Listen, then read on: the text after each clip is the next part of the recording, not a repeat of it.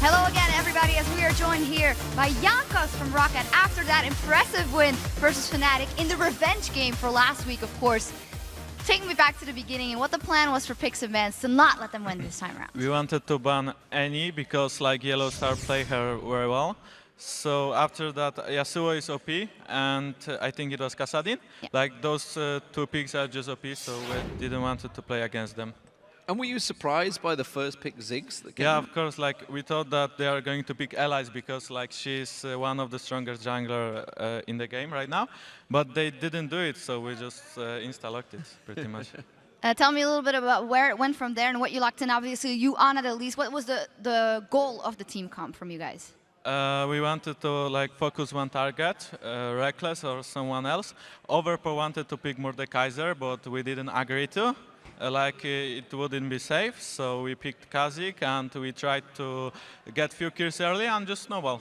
And take us through the first blood, obviously the kill between the two mid laners, Peke and Overpower, and of course yourself and Soaz even teleporting down there. What was going on as the team, as that all progressed? We wanted to jump on Xpeke and burst him, then run away. But Soaz TP'd in and he tried to kill me. Leona was coming as well from the river. So I just used Ripple, flashed away and almost killed like Cyanide before that. And like it worked okay because Mundo lost so much TS on top lane and Xaxus snowballed it and killed him later on. Yeah, and of course, like you say, the advantage that gave Xaxus in the lane, was he always planning on going to that team out? We just saw it in the previous game for Mimra as well. Is this now the standard for the Renekton's in that top lane to get the advantage? Yeah, of course, like if Mundo like TP somewhere and lost much farm, he can pretty much 1 versus 1 Renekton on the lane. If that didn't work out so good in that top lane at mid lane, what would have been the lane to focus for you? No, we wanted to like snowball top lane. I was supposed to like sit here and just kill Soaz a few times, but it wasn't necessary. Like we got a kill on Ziggs and then Renekton killed 1 versus 1 as well. So we took Drakes and such things. And speaking of the Drakes, obviously you took the Baron. You guys, we've noticed this in many matches. When you have a Baron, you tend to push all 3 lanes. Is there a particular focus just to keep that pressure on, or is it just thinking, we got the advantage, let's just take everything we can? Well, we look at our picks and like 1 versus 1 potential. So we usually let the strongest of us push one lane, maybe like Xaxus go top and Kha'Zix go bot, because no one can 1 versus 1 then. And we just pressure mid lane. And of course, moving on from the game, you guys now joint top. You're on there alongside Fnatic and Gambit. Do you guys feel that the traveling may weigh you down? Because we've seen this in previous seasons with Gambit. They haven't got a gaming house. They're thinking of getting one. You guys don't have a gaming house either. Is this something that you guys want to focus on, or are you happy traveling? Yeah, of course, like we need gaming house because traveling is bad. Like you waste so much time to travel from, I don't know, Poland or Russia to Germany, and it's just waste of time. Like you need to practice to be top team. Yeah, you absolutely do, and you guys are definitely doing very well. 2 other teams that are looking to climb a little higher in the tables here are Alliance and Millennium. They'll be going up against each other in the last match of the day, or our next match of the day here. Lee, what do you think? Well, I mean, personally for me, Alliance looked incredible against Fnatic. However, Fnatic looked shaky this week, so I'm not sure how much to take from that, because you guys just destroyed them as well. But Millennium themselves really dodgy in team fights still, so I actually think Alliance may well dig themselves out of the bottom of the table here. Jankos? I think Alliance is going to win, but I cheer for Creaton because he's from Poland as well. So. That's very nice. Well, again, very, very, very nice job from you guys. Impressive performance all around there versus Gambit. And now we're going to go over to our next game. So let's get back over to Joe and the Fee Show. Thank you very much, Shox. We are about to get into our 4th game of the day as Alliance and Millennium take to the stage to fight for the victory. Yesterday, Alliance pulled off a spectacular win against Fnatic and, to quote Wicked, played their best game in the LCS so far. Yeah, they look very strong. But the thing right now, what team will we actually see of Alliance? Because we have seen them being up, we've seen them being down. You never really know what to expect. And for me, they just seem to rely a lot on getting a very good early game and then kind of, snowballing it from there. Not rely too much on the rotations or the shot calling, but more the fact that they can win the lanes and then take it from there. and both the bot lanes. We have to highlight from both Millennium and Alliance yesterday, they look so strong. Everyone was stepping up, the supports, the setup kills for everyone, and the AD carries. Taps and Creaton really stepped up their play, and they more or less were there when the team needed it. And we really need this Creaton. Really need Creaton. He still stood by his statement saying, I still don't think that I can carry games, despite being 14-0-7, I think it was by the end. Like that. Something ridiculous by that one. I actually have the exact number right here. It was 14-0-7, so should trust the brain a little bit more. But both teams, we have to say, although they have the same strengths, they seem to have the same weaknesses as well. Yeah, we actually have two teams that remind pretty much of each other. They have like the same way of playing. They both rely on the very strong early game and then trying to snowball it. Because the shot calling, we actually had Creaton admitting yesterday they didn't have a shot call because nobody could really step up for this. Alliance been kind of having the same issue. So it's going to be maybe a messy game right here. Or we can actually see a game very one-sided if one of the teams is winning the early game and they can simply just take it from there and roll it over. Yeah, a very back-and-forth game is kind of what you'd expect from two teams that aren't calling to the highest of their abilities. But Millennium had 2 games after their return from Brazil where they lost versus Rocket. However, they did beat the Super Hot Crew very convincingly. Yeah, and that was actually a great game by Millennium. They did pretty much everything right. The early game was fantastic for them. And they played this pick combo where you don't really want to teamfight too much. You rather just spread it out and have Super Hot Crew move around and then catch them out. And it did this pretty much to perfection. They delayed it a little bit because, they didn't want to risk losing this game. And that's how it is when you have lost so many games already. Yeah. But overall, they played really well. And especially Kevin for me. Kerb obviously was like the big guy. But then you had Kevin with the teleports on Warwick. He came down multiple times, set up kills, every time he altered the target, the rest of Millennium would jump on this one and just instantly kill him. And especially the TP he did early in the game in the 3v3 in down bot lane, where they pretty much got 3 kills, and then from there on they just snowballed it. Yeah, but despite being that far ahead, they actually played it very, very slowly and cautiously to the end. And I think that's in part to the fact that they've not really been able to do it much up until now. But that's the thing. I mean, if you have been ahead so many times, and then you've lost the game, you kind of start believing in the way you're doing it, and stop believing, and you really want to play it safe. Sometimes you can play it too safe and you end up losing the game on it, but all in all, the way they did it this time, patiently, they didn't give Super Hot Crew any chances to come back in the game, and they just spread out on the map. They forced the Baron as well, where Super Hot Crew went up, and then they just took the kills they needed, and they actually finished the game. So I like the way they played it, and I really like the way Creaton and Jiri played in the bot lane. You have to highlight this. Jiri, I think he hit like 2 or 3 flash hooks. We had Creaton with the 14-0 score. And they're in the first split for Alternating. They were pretty much spot on bot lane every time. Creaton was the superstar. He just carried so many games. If we can see him return to this, we always talk about it in this season, how we need Creaton to step it up. If he can actually keep this going, and with the backup from Jiri, I see Millennium being very strong.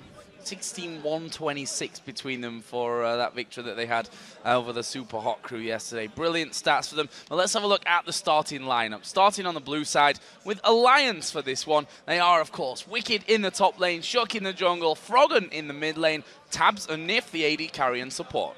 And on the red side, we have Millennium with Kevin in the top lane, Aranea in the jungle, Kerb in the mid lane, Creaton as the AD carry, and Jiri on support. So our featured matchup for this game will focus on the mid lane. Yesterday, Froggen really did step up his game. After what's been a rocky start to the season for him, he's been constantly winning though. And there was 1v1s in the mid lane against XPK, which we didn't really expect. No, but that's because Froggen has been so hit and miss. Again, just like the rest of Alliance, you're not really sure which person shows up. He has these games where he's like playing absolutely amazing, and then Alliance is winning. So he's like key for them. He needs to win his mid lane, and they also keep making the calls. And obviously, Froggen is a great player. We know this. We have seen it before, and especially his performance yesterday versus Peke. He got some ganks from Shug in the start, helped it snowball, great synergy with the Gragas and Pantheon, and then from there on, he even took kills alone versus Peke, and just managed to carry pretty much, go through the entire game like that. Well, his opposite number, Kurt, managed to get rolling in Millennium's solid win against the Super Hot Crew, and he was pretty much unstoppable throughout the game with that LeBlanc. And this is the Millennium tactic. Kerb wins his lane, and then he roams around, and that's why he loves LeBlanc. He loves to play these, generally the assassin types, where he can actually make plays. And that's also why we see Aranea so often staying around his lane, helping him out. And if he can do this today, if they can shut down Froggen with Aranea and Kerb, and he can roam around, I see actually Millennium winning this game. Well, let's have a thought forward into the champion select for this one. where are we going to see things prioritized? Will they go to the likes of Creaton, who it's quite obvious from our eyes that although he reckons that he can't actually carry games, when you end 14-0-7, you've done a lot to help you win that game. You have done quite a lot. Yeah. But he's been playing quite a different amount of champions, so he doesn't have like a favorite that you have to target out. It's more maybe towards Kerb. He loves to play LeBlanc. He's been picking it every time it's open. You can ban that one away. Maybe in general try and force him on a bit of a weird assassin like Fizz we have seen before where it didn't work out too well for him. If they can manage to do this and then have like Gragas, Kale on Froggen, play it safe, get to these team fights and then take it from there, it would be very smart by them. At the same time though, supports, they play the same. We've heard it before how everyone plays the Annie, Fresh and Leona. Will they try and go for this? Or could we potentially see like a Zillion coming out of Jerry? A Zillion, something that he has already gone in there for. Will we see something completely different? I hope we do. I'm not sure if we actually will in this one, though. I have to also ask you about the top lane, because it's Wicked versus Kevin. Two guys who, for me, are among the more solid top lanes, although Wicked, I think, has made a few interesting decisions, let's call them, in terms of itemization so far this year. Yeah, the items from Wicked has been kind of weird, to say it safe, but the last few weeks, or the last week at least, he's actually been building more standard, and it's been working out for him. He's been this tanky threat they need, and he's been having an impact on these games. He kind of stopped with the whole crit Malphite or whatever it was he went with. Kevin, he's just a solid guy. He will do well in his lane, and he will do well in team fights, and he will always do what you expect him to do. He actually told me that he's not afraid of Wicked's trundle. So I'm really looking forward to see if Wicked locks it in, what he will counter it with. Well, with that, you'd expect that they're going to let Trundle through without really giving a second thought to that one. We're going to find out, though, because we're hitting Champion Select as to what's going down. First ban is a Warwick. And Darian will be up on his feet celebrating by now. Kevin's not that kind of guy, though. He's just like, whatever. But this is a respect ban also to Kevin, because he was so good on this Warwick with the teleport, constantly setting up everything he needed to do, and he helped the entire Millennium pretty much snowball game. And just as we talk about him having a counter to Trundle, maybe Warwick was actually the counter. That's why they banned it away now. Very possible. I mean, if he wasn't scared of it before and he was quite happy to let him have it, then you wouldn't ban it out, would you? But maybe, as you said, Warwick was the idea that they had coming into this one. So let's have a look at the next bans that come out. Between the junglers, obviously, Elise sticks out, as it does always with every jungler, because it's Elise at the end of the day, especially if you play a full AP Elise that can steal Barons quite easily, as we just seen from Jankos. Actually, a ban is aimed in there at Ziggs towards Kerr. I'm a little bit surprised about the Ziggs ban, because the time he actually played it, it didn't go too well for him. He even lost his lane, and he didn't really have an impact on the game, and we know he loves to play these assassin types. So I'm a little bit surprised about that one. The Gragas ban, though, towards Froggen, very standard. He's been, again, he's been a bit hit and miss on it, but when he's been there, he's been very good on the Gragas. See what he goes for this time around with that Gragas out there. Lucian was taken away. Talked about, we wondered if Creaton's going to get aimed at. You rightly pointed out, though, that he actually got a bigger than most AD carries champion. We've seen him bring in Ezreal, for example, to the table. As well. He brought up to Tristana yesterday. It didn't work out too well for him, but I still think he believes in it. It wasn't like he didn't get destroyed. So if they actually think it's a good pick, it could be a possibility now, just as the lock in Caitlyn, though.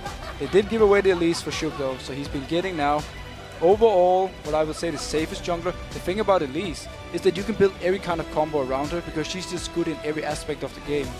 Millennium, though, instant locking Caitlyn Fresh, it is one of the strongest 2v2 combos at the moment. You have the safety of the Lantern, you have quite good poke, and at the same time you have the ability to siege turrets constantly. I'm really excited to see Elise with Shuk, because throughout this season they've targeted poor old Shuk, and specifically with Elise bans, he's not been able to actually play that Elise up until now. He tried his hand with Vi, with Kha'Zix, with Lee Sin, with pretty much everything that he could think of to get things going. Pantheon was a good one for him in that win against Fnatic. This time around, he does get the Elise. On the other side, though, as you said, Caitlyn picked up there. And funnily enough, he's only played Caitlyn once right now, up until now in this season as Creaton, and that was actually in their victory over SK Gaming, where he finished 5-3-6 on that Elise. Other side, it's going to be Jinx Renekton. Yeah, the Jinx being locked in, it's a very hard lane for her. If she does go 2v2 versus the Caitlyn and the Fresh, you could potentially see a line trying to do some movements around the map early on, because he will, unless they get the help from Shuk needed, not really be able to do too much. They can't really harass the Caitlyn And also you have the Fresh with the hook and the lantern coming in. If this is going to be a Vi locked in, it's a very long gap you can actually close if you jump in with Vi, get the lantern, and then activate your ultimate. It's very risky for this low mobile Jinx to actually do anything against. Wicked getting the Renekton. Again, it's a safe pick. Another thing about the Lee though for Shook, they instant locked it. Like on the second, there was no doubt they wanted this Elise. It's clearly the #1 priority pick. They even let something like Kale go through, and Millennium has been so far as well. They blanked for Curb. The blank for Kurt, the Vi for Aranea. Kale has been open though throughout this pick and ban phase. That is a very real possibility. Plus the Annie for Niffy has pretty much rotated around there between Thresh and Leona. He's had only one game where he's not played Thresh or Leona. That was actually his Annie game against the Super Hot Crew when they lost. Didn't have a great game in that one. Kale coming out for Froggen as well. We know how strong Kale is right now. He played it against Gambit, but again, didn't make that much of an impact. It didn't have too much of an impact, and the issue for him versus the Millennium combo is that if Millennium decides to spread out of the map again, you know, keep Curb hiding somewhere and then instantly keep a target, Kale won't really be there to save it unless it's Kale herself who face checks it. In an open teamfight though, if he times his ultimate correctly on the target that Curb is going for, he can completely remove all the damage Curb has done. Well, it comes onto Jayri, a man who has dared to bring that Zilean to the table already. Played it against SK. Again, it feels like a trend that I'm going for through these picks. Didn't really go well for him, actually. 0-4-7 that he finished with that one. Jayri's another one of those support players, similar to Edward and Yellowstar, that like to cycle through the exact full amount of champions that we've got in League of Legends. They're just showing off how many champions they have on the tournament reel. They got it. They got all of them. They got all of them. Because they obviously have them all. So it's nothing really that special. But what will he land on? That's the interesting one here. Mundo would be like the go-to pick. We've seen it before. Shyvana actually not really having the dual potential she used to have versus this Renekton, but you know, if you get later in the game, you get around the level 10-11 mark, you can actually start doing quite a lot of damage to him. Teamfight wise, Millennium is not really looking for the straight 5v5s. They want to do the pick comp again like they did yesterday. They have pretty much everything they need for it. Vi can lock down a target, follow up by Curb. The hook, follow up by Curb. The split pushing coming in from Kevin, and at the same time you have the safe wave clear and Creaton, just, you know, constantly staying in the mid lane and keeping the lane shoved up, so the Millennium can make plays all around else on the map. The combo from Alliance though, way more teamfight based. They really want to get into these 5v5 situations. They want to force the dragon, you know, try and start something. And in this game, if Froggen can manage to land his ultimates on the targets Curb are going for, he can completely remove him in a teamfight, and that can be a big issue for Millennium. Big issue going through, and I just want to touch on that Shyvana now, because we did see it with Kevin for the first game that Millennium played this week after returning from Brazil against that ROCAT team. They lost that game. Yeah. How convinced are we with Shyvana in the top lane right now after the changes?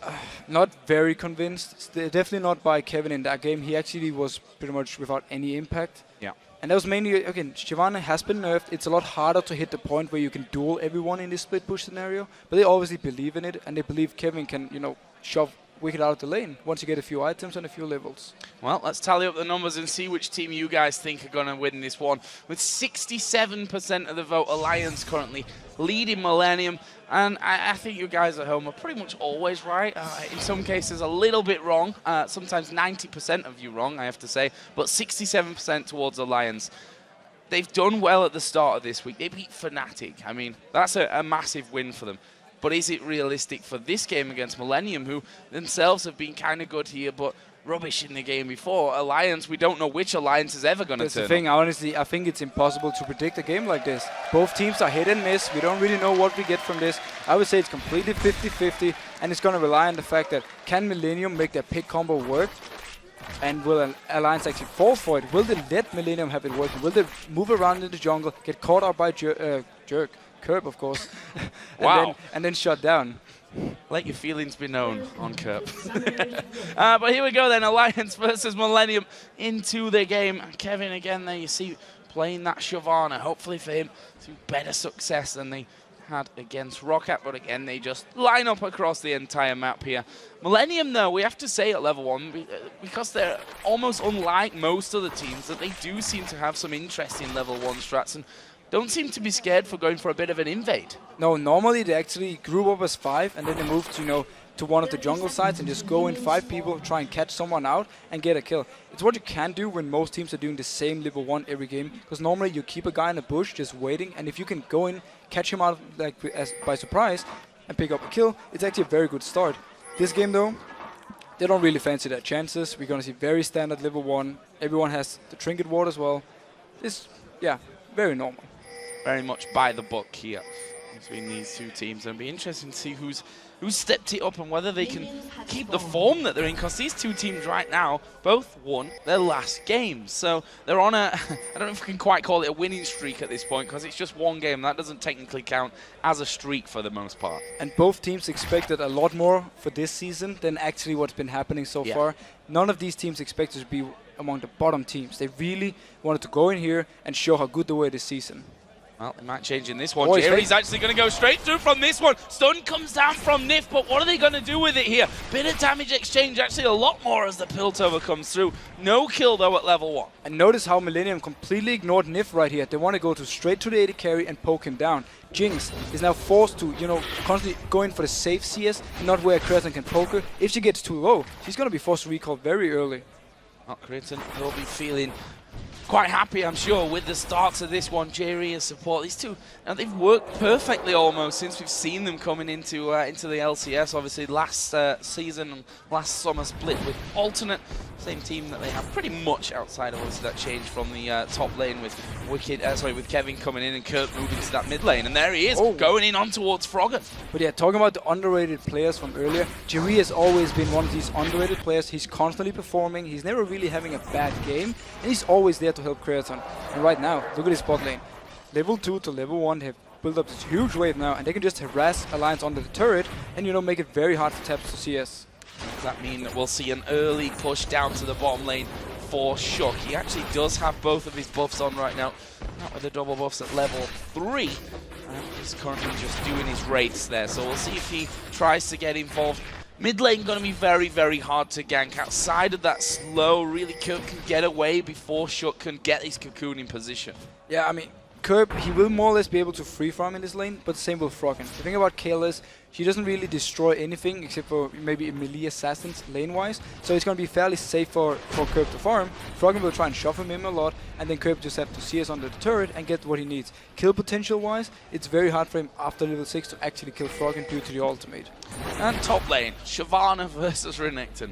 I feel like we've said this so many times, but it is one of those lanes where, they're going to be bullying each other. Wicked's probably going to be pushing Kevin back until the later stages of the laning phase. Yeah, it's more or less you trade. Oh, he's actually going in Creaton. Well, Creaton's in trouble here. The Jumper's actually getting him locked up, but they've not quite got the damage to finish things off. They sidestep the hook from J-Ree. Creaton not really having what he wanted, but look at this. Aranea is going to be losing out there to Shook. Who is he going to come across for this one? He actually gets Cocoon, but he's already pushed through. Kevin going to dive in there. Shook is going low. Shook's a dead man. First blood comes down, and it might be a second one here. The chains didn't quite have the range from Kerp onto Wicked, but what a first blood. And notice how Kevin, even though he was pushed to his own turret, he moved down before Wicked and collapsed onto Shook, so he had nowhere to go except for trying to flash the wall. Even if he did that, they might have been able to go for an instant hook coming in. Oh, that's a great hook as well. Tab's forced to flash away. Nif doing the smart thing there and stunning up the Caitlyn at that backside of things so that Creaton couldn't get in there to do any more damage. Yeah, we have to touch on the thing in bot lane. Alliance did the perfect engage more or less. They got caught out Creaton with everything they had. He wasn't able to net away from the traps from Jinx due to him being stunned, so they got a lot of free damage on him, and that's what they need to get back in his lane. Otherwise, they will just get out-poked. Wicked had a bit of a feeling that RNA was waiting around. I don't think he spotted him either, not by the position that he's gone for, and Wicked gonna get the double slice and die straight through, not having to use his flash from that one.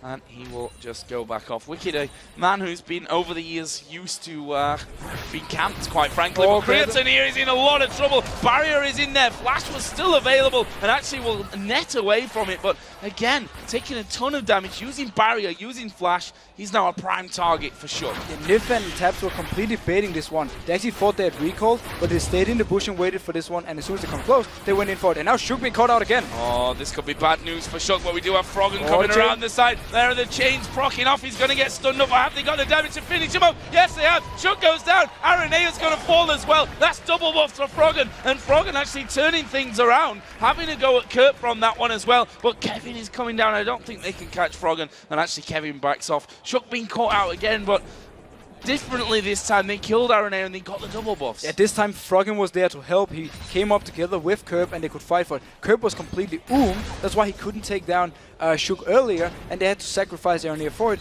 and now give the double buff to Froggen. This means he will be, you know, very comfortable in this lane. And he's now at level 6, which makes the comfort levels even higher for him now that he's got that intervention to basically stop Kerb really doing that much, any critical amounts of damage to him, and being able to actually finish him off from that one. Meanwhile, in the bottom lane, both AD carries back in there now. Both got exactly the same items. Not exactly the same. Boots of speed in there for Tabs as well, but both with the Doran's Blade and with the Vamp Scepter. I actually expect to see Arenea try and put some focus on this bot lane once he hit his level 6 mark. With the Lantern, we talked about it in Champs, like the gap he can actually close. It's more or less impossible to ward against him, and if they can collapse on either Nif or Tabs, they should be able to take them down. Well, Critton and Jerry are definitely pushing that lane up there as Froggen actually forced to use his intervention there. And Arenea is going to hit level 6. Shook is on the top side. They know where he is. They're going to go for Shook. Actually, Arenea just missed there. He can ult him, and there is the Assault and Battery. Chains go down. They fly in here. They get that kill. Froggen's got no ultimate here. He probably has to back away. He's having a bit of a go at Kerb, but that's not the real Kerb. That's a fake Kerb. Froggen will kill it off anyway, just as a sign of territory. But Shook dies again.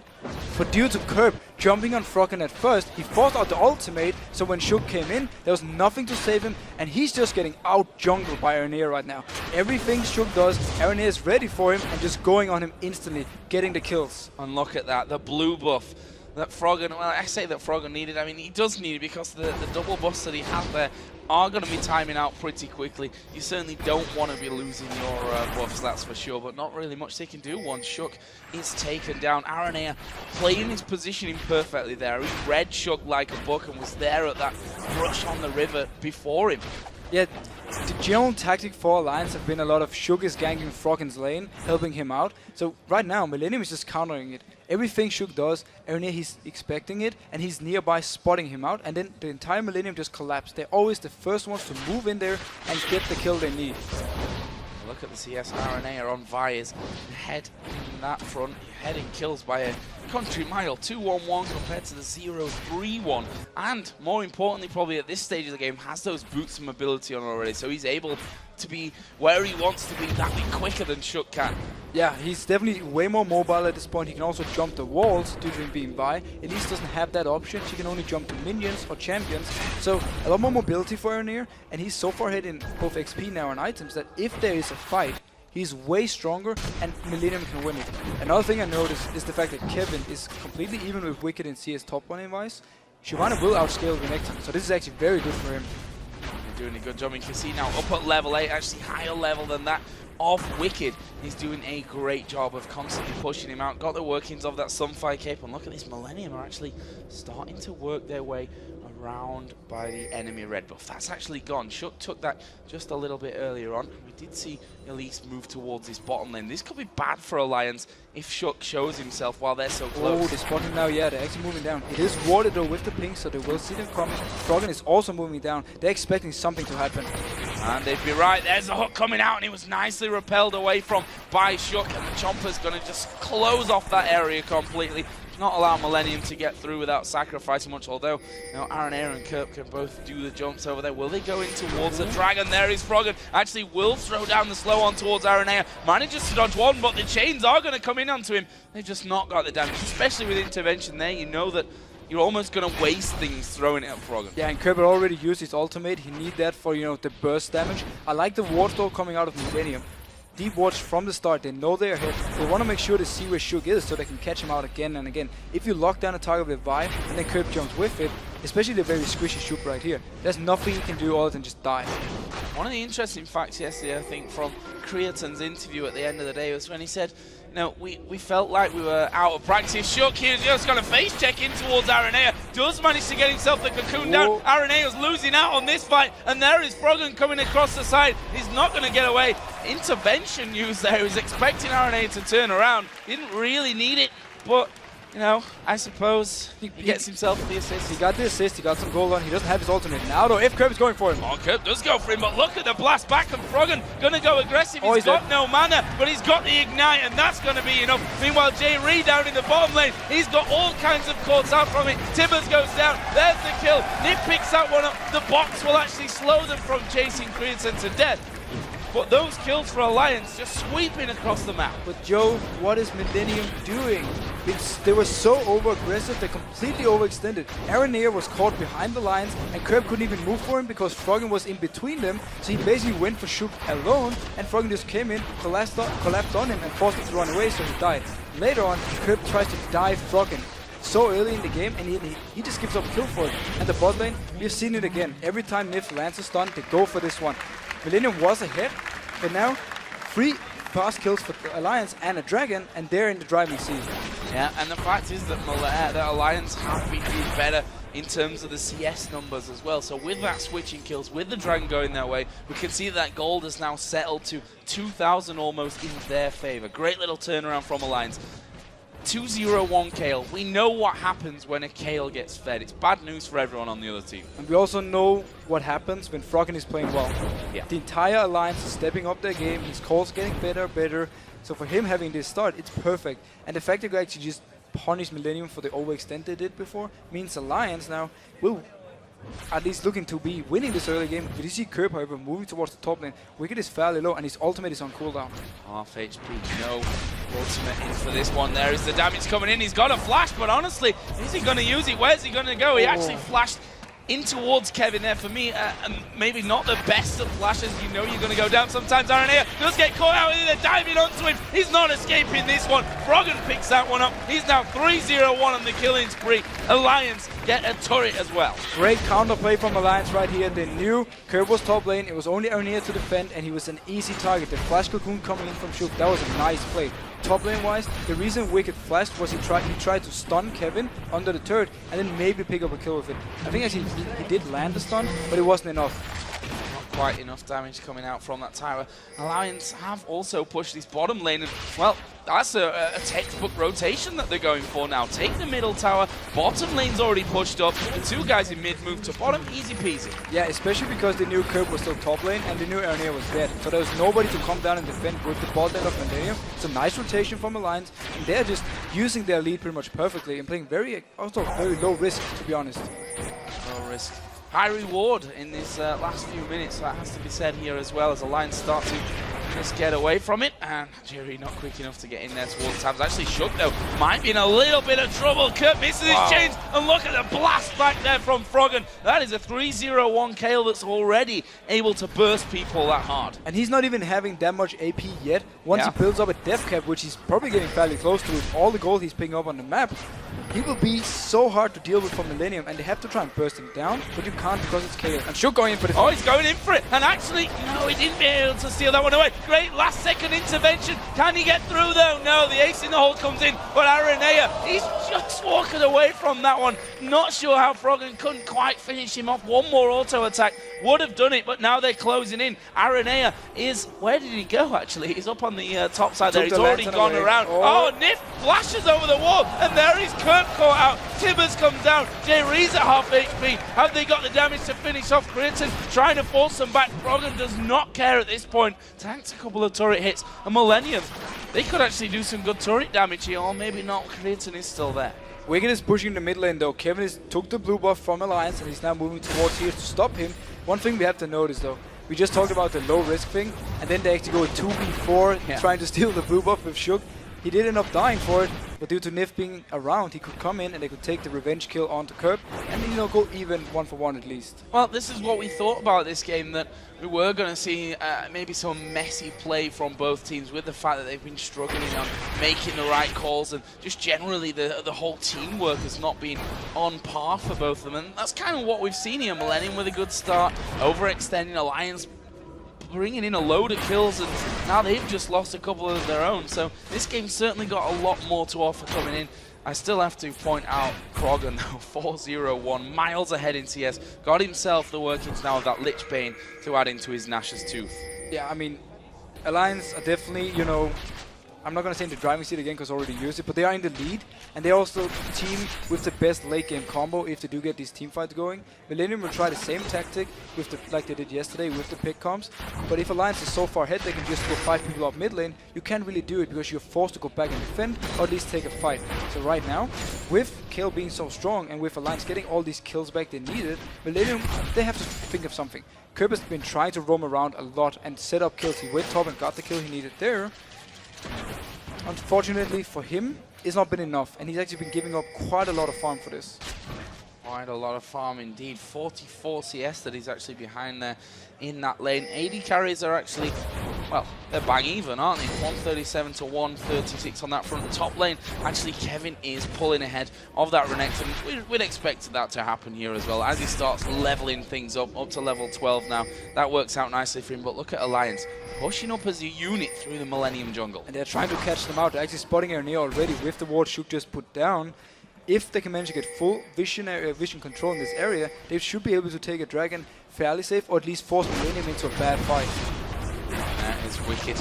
And Kevin again butting heads on this top lane. Actually, Wicked now with that Sunfire cape in there, with his Spectre's Cowl as well, he's feeling a lot more confident in that one.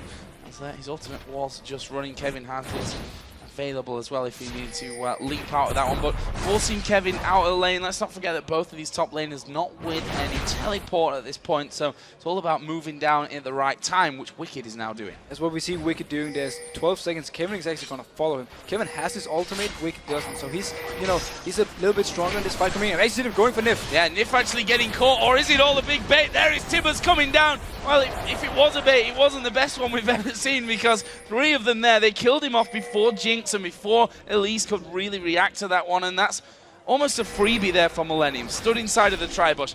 The question now is, does that freebie kill lead to a dragon for Millennium? At least for them actually to be, you know, in the favor of this fight. Alliance might still want to try and fight for it because Froggen still has his ultimate and he has so much damage. They might try and go for this one, or maybe they'll just try to take a steal. We will see. Let's see how good Shook is at smiting down Dragon. Very good, apparently. He's going to pick that one up. Wicked was at the front tanking all the damage. Cocoon actually went through them. They've managed to hook him Wicked. There is the intervention. They turn around. Millennium getting burst down as Kevin will join in the fight up to the back. Good flash from Froggen, but he won't get away. But I don't know if Kevin's going to get away either. Shook did actually die. Well, here comes Jinx pushing straight through. Super Mega Death Rocket already used, so no execution available. And that will be a 2-for-2. Dragon, though, did go to Alliance. Yeah, Alliance picked up the Dragon, and there were only 4 members there. Yeah. Nif was dead. He wasn't even close to being in the fight. So the fact they get a Dragon and 2 kills is a big win for Alliance. And it shows how strong they actually are in these fights. So right now, especially Froggen, the ultimate he lands onto Wicked once he got hooked, it meant that Millennium was wasting so much damage on trying to take him down. And in the end, Wicked actually survived. Let's have another look at that one. He's starting with a smite from Shook. The fact that he can Q smite it is so strong, and it's very hard to deal with to execute. But we see right here, notice how they collapse on Wicked. He gets ultimated by Froggen. That is so much damage avoided. Kevin does come in from the backside and gets the kill he needs on Froggen, but he has to flash for it.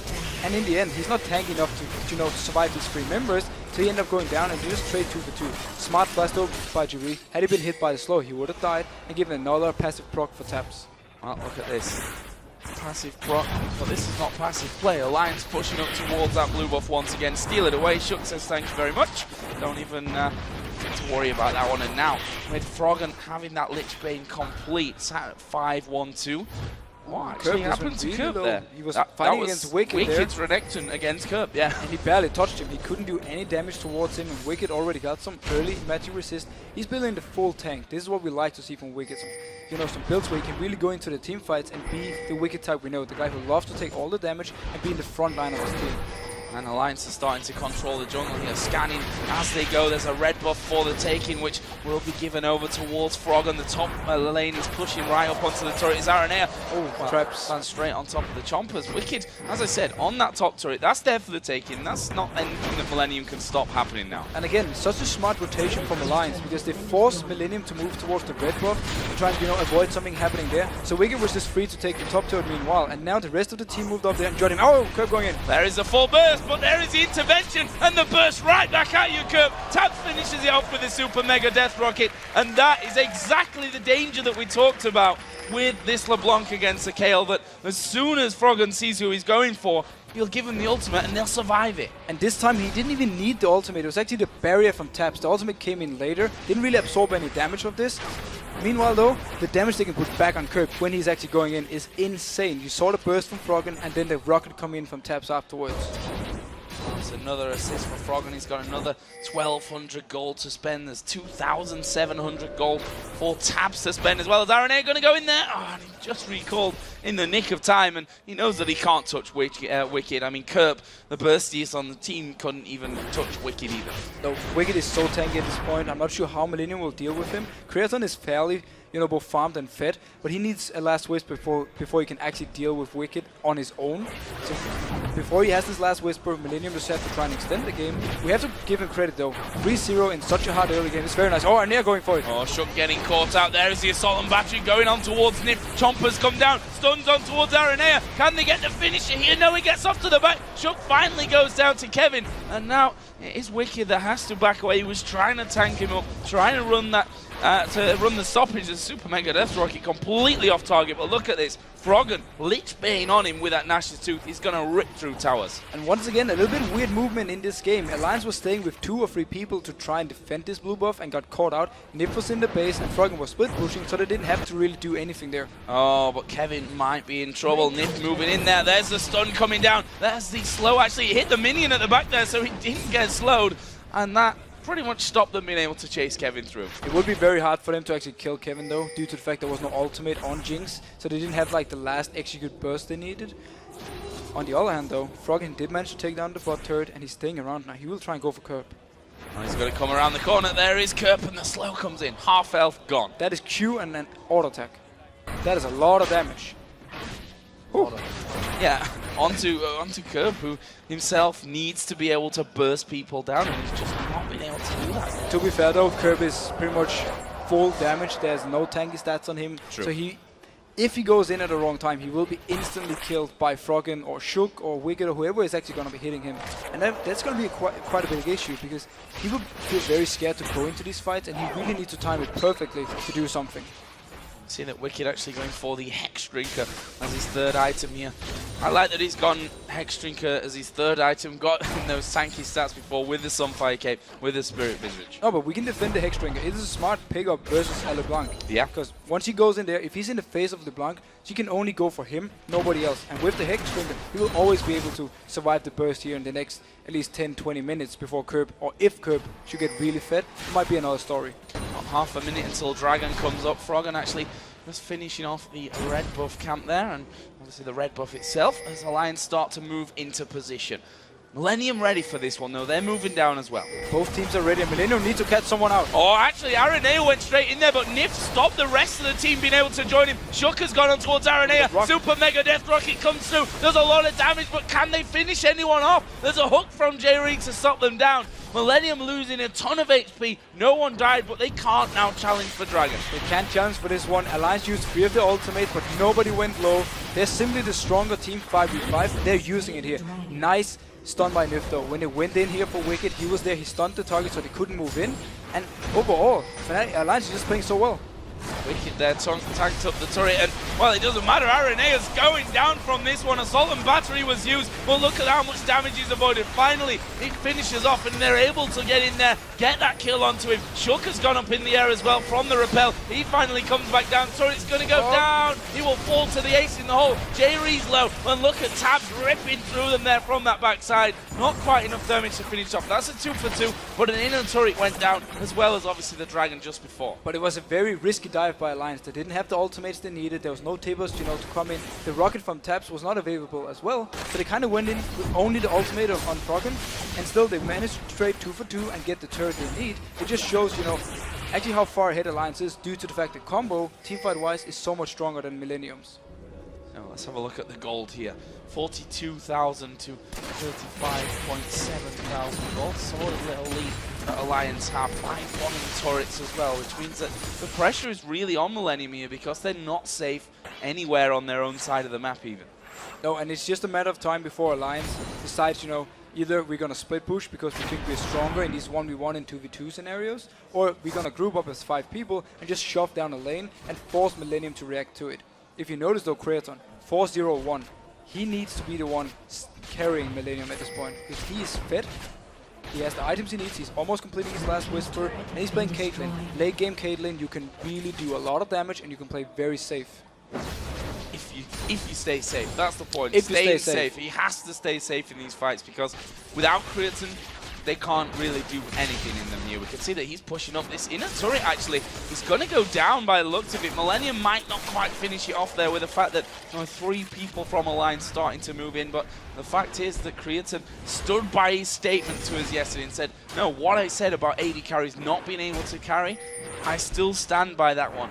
Funnily enough, coming into this game, he looks like he's one of the last hopes maybe for Millennium in this match. He is, and he actually has the good point right here, where Wicked is pretty much the only one who can get to the backline very fast with the double dash. So if he's able to avoid getting stunned by Wicked or the flash tables from Nif, he should be able to be fairly safe and deal out the damage needed.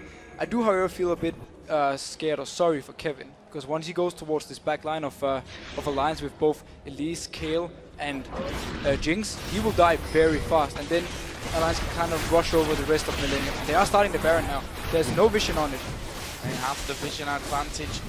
You know that Aranea is coming around. Baron is at half HP. Aranea is still stalking around here. They still hold vision of him. Aranea going to be burst down. He does get it, but he doesn't get the steal. Alliance pick up the Baron, and they pick up the kill as well. They crucially lost very little HP. Kirk's on the other side of the map, who he will get an inner turret for this one, but he might have to recall because I'm assuming that Alliance to counter that are just going to shove straight up mid. If they can go and get the inner from this one, because Aranea is dead and Kirk is now recalling from the bot lane, with Kayle and with Jinx, you can really take towers fast. Aranea, he almost managed to steal it. You saw on the player cam down there, he knew he was close. And look at this, they've managed to hook in Froggen. That's going to bait out the intervention. Jerry takes a burst. Oh, super mega, not quite a death rocket. He's going to go flying straight through into the base. Turret didn't go down from that one, but they were factoring in the fact that they could go under the turret with intervention still up. Without that, though, they don't want to risk it. And they can stay. They have the Baron buff, they have the regen. Wicked is rejoining them now. They can just wait for Froggen's ultimate to be ready before they actually go for the real fight or the dive that they can do actually, because they're so far ahead. They move up towards the top lane. That has already been pushing in. Aranea sat inside of the bush, which his teammate Kirk tried to use earlier on to burst down taps, but we all know how that one ended. Kind of fell flat on his face. Is Kevin going to get caught here? They throw Tibbers at it. That's a lot thrown down on towards Kevin. That might come to haunt them a little bit later on if they need the use of Tibbers. They're going to go on towards Tabs. Assault and Battery was used. They push a lot of damage back, but there's a flash group stun for Nif. He doesn't even need Tibbers here. They pick up the first kill onto Jerry. Box times out. Alliance can tank it up. Have another inner turret away. And we see the ultimate from Froggen once again. Aranea jumps on the target, instantly ultimated by Froggen, and they can't do any damage to it, and the rest of Alliance can come in and collapse on them. There was a bit of a waste of Tibbers, but Nifty just went in and he just stunned 3 people without the Tibbers. That was impressive. Ritson just got hit by Zap there. He can't afford to go low. He has to, as we mentioned, stay safe in these fights. But on the same time, he can't be so safe that he has no contribution to the fight. Otherwise, it makes no sense having him in this position anyway. Alliance are rotating around. They can tank it up thanks to Wicked stats. And that's the thing, again, Wicked, his teamfight job is to just run after Creaton all the time and get him out of the fight. Well, Wicked here, though, is going to get pulled in. There's the intervention once again. They baited it out of Alliance, but with the bait, they're going to be able to pick up the in-him. Kevin dives in. They are going to go on towards Wicked once again, but Kevin turned back around and Tabs is going to pick up the kill. Will he follow through? No, but Froggen will. Creaton is able to back away, but for how long? He's kind of zoned out here, and Kerp is going to have to try and burst them back. Both him and Froggen doing a lot of damage to one another, and in the end, they both go ace in the hole. Oh, block from Wicked. But look at the damage they could deal out to Kevin. He jumped in and he was just the target for everyone. Wicked, on the other hand, he didn't even drop below 50% because everyone from Millennium was trying to go for Jinx here. They didn't manage to get the kill, and instead Kevin died for it, and they took double inhib on Alliance side. So, after all that, let's have a look down some of the items that were picked up on recall from Alliance. Quicksilver Sash actually coming out there for Frogger. Guardian Angel was picked up by Tabs on Jinx. We also saw an Aegis picked up in the end by Nif. So that's going to give him that shield here coming in. We talked about it before, the Hexdrinker shield, for example, but now they got a second one for the rest of the team. Yeah, and it's going to help versus the burst from Curve. If you can make a target survive the burst from the blank, you're going to be able to, deal out damage from there. If you get instantly killed, really not much point. We see Curve actually standing right here. Could he try and go for Frogger? Oh, he can't. He can't No, do anything to either of them. And he's only level 13 to the level 14 of Shook as the jungler. Nif is also level 13, just walking by him here. Froggen's level 17 here. Curve cannot stand and fight with him, that's for sure. And Froggen's only getting stronger. Rabadon's death cap with that Lich Bane in there, and the Nashor's Tooth. As I said, the Quicksilver Sash was picked up for him on the last time that they went back. There's only one in him left standing here. And look at Wicked. He does not give a monkeys. He's straight into the back as they burst down J-Ree. He's going to die. There is the Super Mega Death Rocket to seal that one up. Aranea trying to get in. He put his ulti down. Will they be wiped out quickly? It's a double kill for Froggen. There's another double kill coming in. This time though for Tab. And there is the finisher. Froggen makes it a triple. This is the third and final inhibitor going down. And surely they can win the game with this. They can finish the game from this. And the team fight combo from Alliance are just showing how strong it is. Every time they start a fight, they win it. There's 10 seconds until the first man comes back into play, which will be J-Ree.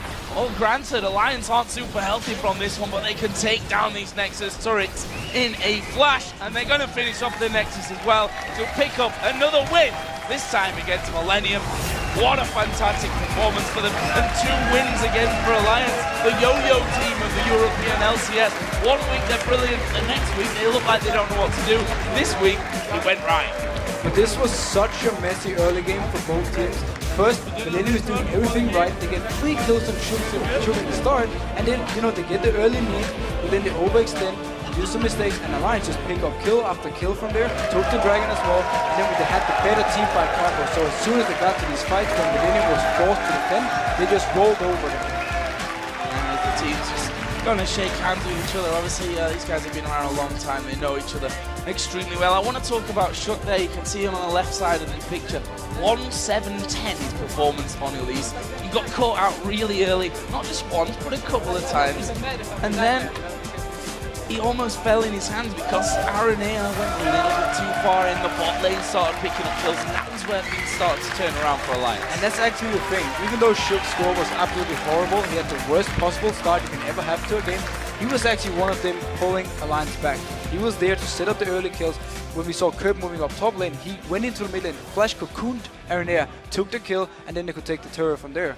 So even though he had a very bad score, I actually think Shook stepped it up and he managed to help Alliance win this game. And took the dragon that Millennium had started off and there. And the Baron as well. And the Baron as well. Yeah, we should probably talk about the Baron before we talk about the dragon in that one. Really, really well played. But I have to ask the question again. This is 1 week for Alliance. We've seen this good week from them before, only to be followed up by a distinctly average week afterwards. Yeah. I don't really think this game gives us too much about Alliance because we need to see them next week. Have they learned anything? Have they prepared something new? This game in general, they managed to punish the mistakes from Millennium when they actually made some, and we gotta give them credit on that. And the team fights were spot on. The ultimate from Froggen, every time a target was locked down by Millennium's side, he was there, put down his ultimate, and he stopped all the damage. Especially in the dragon fight where Wicked got caught, he put down the ultimate. It was 4v5, and they managed to win it. I also want to talk about, again, Creaton, because he said, after his 14-0-7 performance on Lucian yesterday where they won, the AD carries still can't pull it out. He was the hope for them in this game. He was sat at 4-0-1 right until the very end where he died for the first time. But he just wasn't able to have the impact that, to be honest, Millennium needed from him. No, but he's one guy. You cannot do anything when the enemy team is so far ahead and they have such a strong combo. There was nothing he could do. Wicked was just in his face all the time, and he needed the rest of his team to be more tanky or be able to take down a target himself for him to get more room to do something. He was the hope, but you can't really expect either him or an AD carry to actually be able to carry this game. What about Wicked then? Because we said at the start, that Malphite build, still not quite so sure about what we feel on that one, but Wicked stood by it, and this one he went more of a traditional build, got himself a Sunfire Cape, got himself that Spirit Visage, but then he went a little bit differently, picked up the Hex Drinker, which, as you said, we can expect against a team that's got the burst from Kerp coming in. By the end, almost finishing off the Randuins as well. He was so tanky that he could spend a lot of time diving in, basically keeping Creatine far enough away from the team that he didn't have anything to do or say in those team fights. And that's the thing. Wicked built for his team this time. When he built the crit Malphite, he talked about afterwards, there was very good 1v1 and he won his lane with it. It doesn't matter if you don't win the team fights. Yeah. This time he went for the full tank so he could be there for his team, and in every single fight he was a big threat and they couldn't kill him. He was just too tanky. So I'm very happy to see him actually changing his build to be more team fight based. Well, hopefully he sticks with the winning formula for that one. Well, guys, let's check in with Shox and Demon, who actually have Alliance to Shook with them after that great victory. Thank you very much, Joe. As said, we are joined by Shook, the jungler for Team Alliance, after the second victory this weekend here for Alliance. Yesterday, Fnatic. Today, Millennium. Tell me what the plan was going into picks and bans versus Millennium. Our plan was to basically outpick them, and we managed to do that, and we basically won the game in Champion Select, I think. Now, obviously, you managed to get Elise. It's a champion that most people rate as the top jungler, but didn't exactly go so well for you in that game.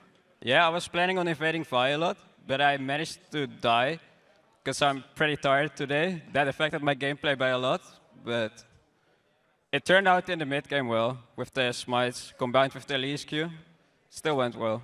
Tell me a little bit how that went in your head, because then you are in that game on a champion that's really good, Elise, and then you fall behind again. Does a fear creep in, like, we're gonna lose this game? No, I had full confidence in my team carrying me, so that went well. And your team really did carry you. I mean, it was a very good performance from Alliance, and this is a resurgence. We saw it in week 2, we're now seeing it in week 4. Is week 5 gonna be a bad one? We'll have to see. Tell me a little bit about not only the team, but you personally, because you've had a hard time those first weeks in the LCS. There's nobody that can deny that. How has it been from your perspective? I had to adapt my playstyle a lot. In Copenhagen Wolves, I could manage to play more aggressive and invade more. That has to do with the meta as well. And right now, I still have to find my best jungle style right now in this season. So where do you gauge Alliance in the standings? Obviously, you're mid-table at the moment. Do you guys see yourself taking one of those top spots? Because at the moment, everybody is kind of beating each other. If we keep up practicing hard on our teamwork, I think we still manage to get top 3. Tell me a little bit about how the things you were talking about in the team right now, because when it goes that up and down, you can't set a clear goal. What is the main thing you guys are working on? Just communication issues that need resolved, and just shot calling, Drakes, Barons, rotations.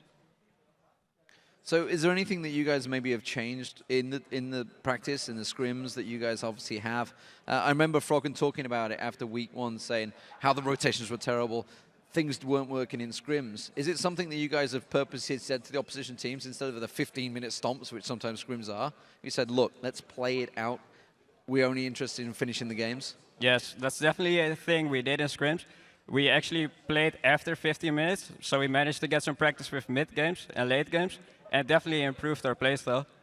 If we take it outside the game now, this is playing on the LCS stage every week. Have you maybe underestimated how much pressure comes with that and how you're able to adapt to that?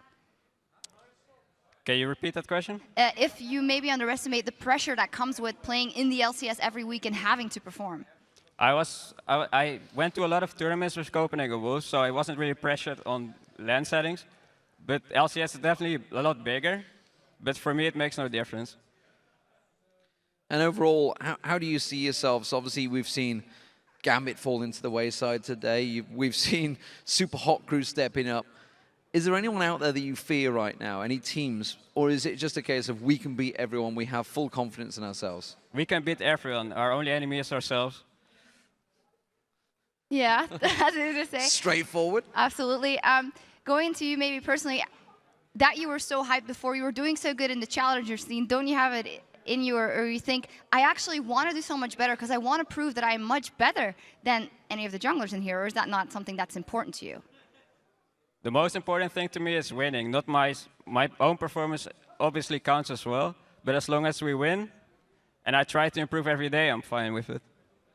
So when you're trying to improve, what is it you're looking at in your own gameplay? I mean, other than standard stuff like I must land a smite. I mean, what are you doing? Are you approaching the game any different now that you're in the LCS? Now that it's basically your job. I still have the same approach. I just try to improve every day, watch what I do wrong, and try to fix it.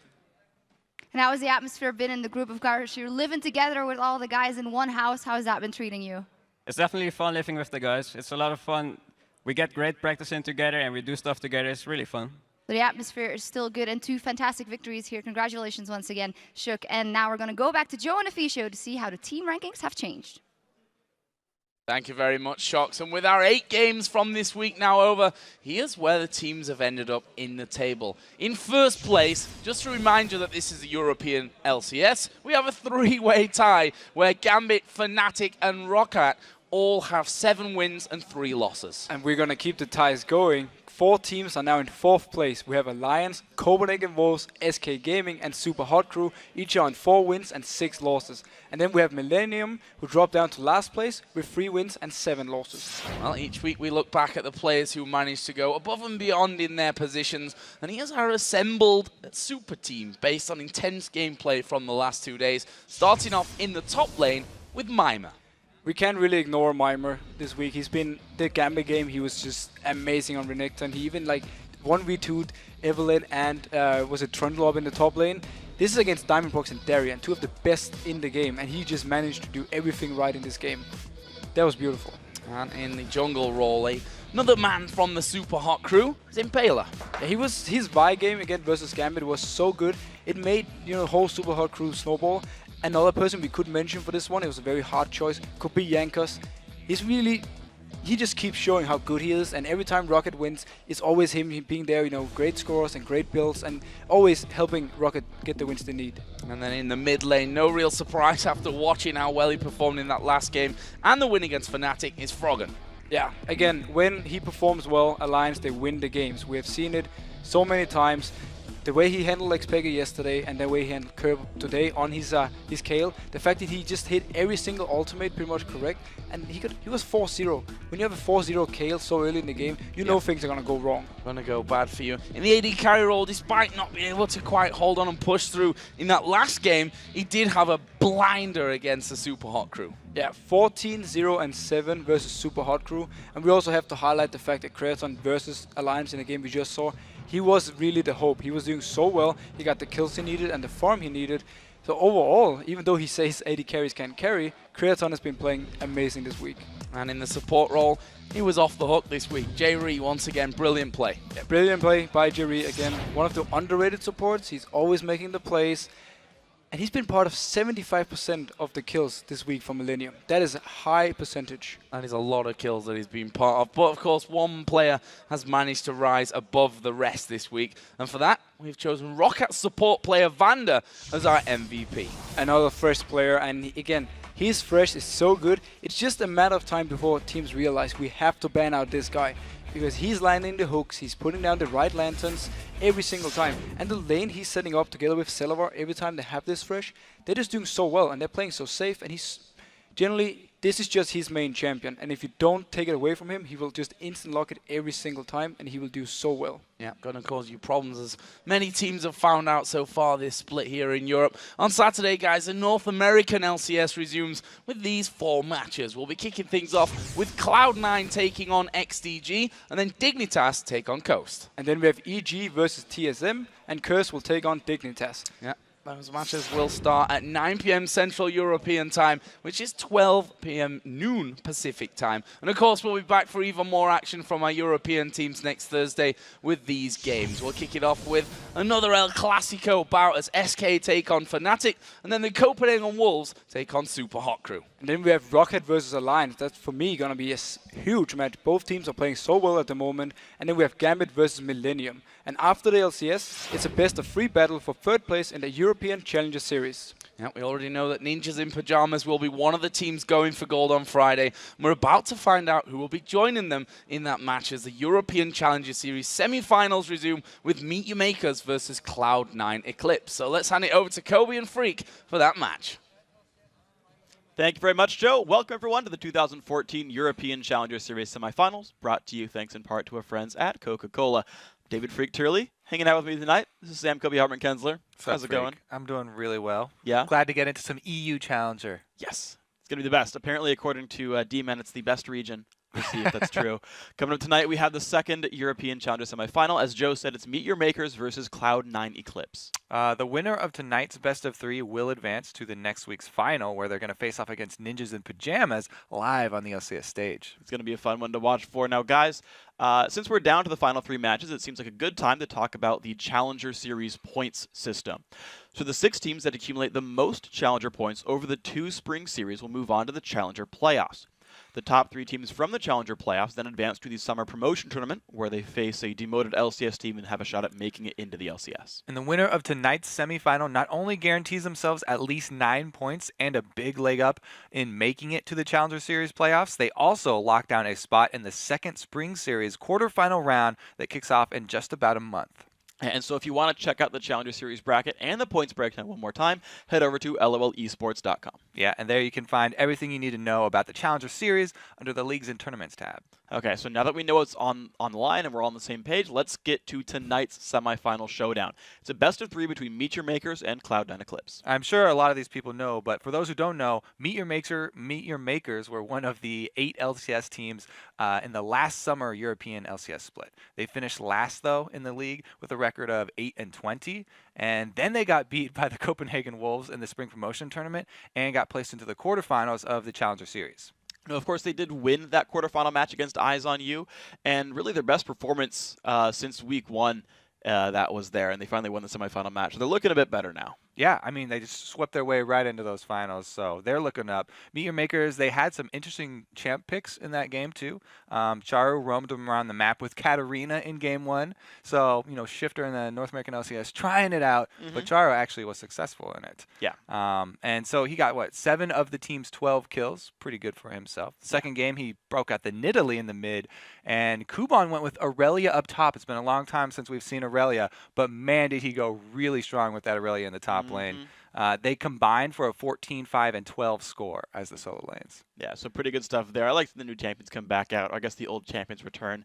Now, of course, Charo and Meet Your Makers secured their spot in the semis with 2 decisive wins, but Cloud9 Eclipse, they had less kills than their opponents in their narrow victory in their quarterfinal. Right, so that was they had to make a forfeit for the first game because they exceeded the pause time, but they were able to take game 2. Yeah, pretty strong showing from them. And then Cloud9 Eclipse, of course, rose to the challenge, and they struck back in Game 3, thanks in large part to their top laner, Odwamne, and his Trundle. He picked off stats from the enemy with his Trolley champion pick, and they were also able to pick up a pretty good KDA for himself, 4-1-5. Yeah, good performance there. And of course, the biggest pick of that Game 3 for Cloud9 actually was Yernin picking up Lucian again in Champion Select. Yeah, he went 3-0-4 on that in that game on Lucian, and in the combined 3 games that he's had on Lucian so far in the series, 18-1-12. On the other hand, he's also played Caitlyn sometimes, but his Caitlyn games were not nearly as successful. The 2 games, he was 1-7-4. So I'm going to go out on a limb here and say that Lucian will be a high priority for them because Caitlyn has not had the same results for him. Yeah, he's playing all the kitey champions, right? Like not as much Jinx, no like Varus. We see a couple of the immobile 80s come in, and he's like, I'm going to play from far back, but only Lucian's working for him. So that'll be one to watch for. And of course, here against MYM, I mean, honestly, Makler's had some good success on Lucian as well. He ran that in game 2, went 2-2-4 there. So I'm always wondering like how much these teams like say, okay, these are the important picks. How much they even crunch the numbers and say, well, your Caitlyn's not very good, but your Lucian is. I'm pretty sure they know. I would hope they do the research. They have a much higher success on Lucian than on Caitlyn there. I'm curious as to the reason why, though. I think they really rely on the lane bullying early. And, you know, Caitlyn's great at poking, but man, Lucian has the surprise factor. If he can dash in on you, if he gets an aggressive support that can start off with one stun, and they can roll that into kills pretty easy. And that's kind of been C9 in general. They've been typically very good at laning. Every single one of their members have made Challenger in solo queue, but their shot calling's been a little bit weaker. Their actual playmaking mid-late game. So yeah, you get the lane bullies in there, you do a whole bunch of stuff early on. Probably better for them. Elise, Katarina banned away by Cloud9 Eclipse. Meet Your Makers dropping the Riven Kale and Yasuo out. So there we go. And the cast making the 6th There's ban. some of your research that you're talking about. You know, they saw the Katarina, wanted to take that one off the board. That's definitely not a common ban. Obviously targeted here on Chario due to their last game matchup. So I like that reaction there from Cloud9 Eclipse. Yeah. And here, though, the first pick Thresh coming in right away here for Meet Your Makers, going to Libic there. And Q just insta-locks Lee Sin right off the bat. I mean, Thresh is always a good first pick, in my opinion, because he's such a playmaker. Even if all the supports are up right now, like Annie's still up and Leona are still up, the other big two. Thresh is, like, there's not a bad matchup for Thresh. It's just how well can he do in that lane. And not to mention, it's Voidal's, like, most played, like, ever in the world. Zed coming through here, picked up. I'm guessing for Forbidden, he's generally an assassin player. The Riven ban was aimed at him, the Yasuo ban aimed at him as well, for example. So something else comfortable for him with the Zed. Yeah, you know, all the melee sort of AD carries have been getting super popular. Even Pantheon coming back in the mid lane. It's just, there's a lot of risk for Pantheon, though, that Zed doesn't have, since Zed has the shadow that he can use to escape. Pantheon, when you go all in, you're stuck going all in, and you can get ganked really easily, whereas Zed does have an escape. I have a button for that. I didn't hit it. We'll try again. Feeling okay today, buddy? Yeah, I'm doing okay. Sorry, I just got something caught in my throat. But the thing that's interesting to me, so Gragas gets picked up. I'm surprised to see a mid lane pick so early, or at least a obvious mid lane pick. We've seen like top lane Zeds before. Nick Wu used to play it a bunch. I'm curious if this is a bait from C9E. So, you're saying the Zed obvious mid lane pick here? Because quote unquote obvious. Yeah, exactly. It has been played. Diamond played in the jungle. They could pull a gambit over here on us, but I think you're right. Zed going really early is going out on a limb. But look how many other bans they use. Kale's already banned out. So there's not that answer. I feel like that's a pretty safe pick. Okay, so that comes on through. The jungle Lee Sin, the top Mundo coming through. The support Annie as well, and of course with Lucian picked up. C9E is going to wait for the last pick to grab the AD carry. I'm surprised with that, though, just because they could have waited for a counter pick top lane. And we talked about how big of an importance Lucian's going to be this whole time because he's had so much success on it, whereas, you know, failing a lot on Caitlyn. And, well, they've already answered their AD carry here. Lucian and Thresh lane, that's a pretty strong lane. I guess they can answer with anything because there's not really a weakness to Lucian Thresh. So they can just leave that one till the end. Okay, so Meet Your Makers, last couple of picks to come through. They know the Mundo top. They know the Lee Sin jungle with the least banned away. And who else? But looks like Vi right here going to come through. And Trundle also going to make his appearance. Percent health, percent armor, MR steal. Why not fight the tankiest top laner of Mundo with that one? Yes, it will be an interesting matchup. I've seen Trundles just outright win that lane in the beginning and then never let Mundo even get back into the game. Usually we're like, oh, Renekton Mundo matchup. Yeah, Renekton's going to win early, and then later on Mundo's just going to bully him and be a much bigger threat. But Trundle in the late game doesn't really have that weakness since he can steal away the percentages that Mundo can build up. So I've just seen Trundle's like be stronger than Mundo all game long. Oh, man. So I really do like that matchup. I think that's a good counter pick. Okay, and now here Jinx picked up here by Cloud9. It's going to be Yernan playing Jinx here. Haven't seen him play it at all so far in this tournament. So plays it in solo queue. It's actually his most played in solo queue. He's top 5 challenger. I trust him to do well here. but I'm just saying we haven't seen it here on the stage. I want to see if he keeps it up. So I really like Jinx paired with an assassin like Zed, because whoever he's going to deathmark, it's going to be a squishy person, right? He's going to get to the back line, and that's going to get Jinx her first movement speed buff. We're getting excited. And man, it's so hard to deal with a late game Jinx who has that movement speed buff in the team fights, because usually your AD carry has to kill the front line and you don't get to deal damage to the back line until everyone on the front's dead. But she can actually maneuver herself around the team fights so well that you can take out higher priority targets first. And it's just a really good quick chain of events there that they can just wrap up team fights. And the only way I'm seeing her drop down is I look at the other team for Meet Your Makers, and it's like Gragas and Trundle. And it's like, Pillar's going to keep you from running away, and then maybe they pop you in. But it's not like a Jinx Thresh where you can get lanterned out and stuff. Like, if they do catch Yernan, he's going down. I mean, when you pick the Trundle and the Gragas, you have to make good use of those displacements to set up the battlefield in your favor. If you're taking someone that has something like a Nivea Wall or a Trundle Pillar, and you can actually alter the terrain that you're fighting on, then you have to do that to make your opponents move into a bad position. And if you aren't able to take advantage of it, then you lose out on a lot of potential for that champion. Well, we'll see if they can do it here then. Charu, here's a random thought. Went Exhaust on Gragas. So instead of typically we see Ignite Gragas and it's like, I'm going to kill you, he's like, I'm afraid of the Zed all-in. I'm going to grab Exhaust and not die to the dive. That, to me, is saying that he doesn't want to have to use his ult defensively, because, you know, usually Gragas like, oh, Zed just came in and ulted me. I'm gonna knock him away and then body slam so he can't get back to me with that shadow. But he's just going to, like, take it and exhaust Zed as soon as he comes in with the death mark. And maybe just like fight back. Try and kill him there. You just body slam him there, and you're like, well, you're stuck next to me now, and your shadow's also right next to me. You're not going anywhere. See if we can do it. Here we go. Yernan chilling. Libic laughing at him. We got a missed trinket here. Ding, ding, ding, ding. Alert. Makate is... it's okay. He brought a ward. Lax in here. It felt like overkill if you got a trinket too. Okay, so he wanted to give them a little chance here. Can't believe he just did that.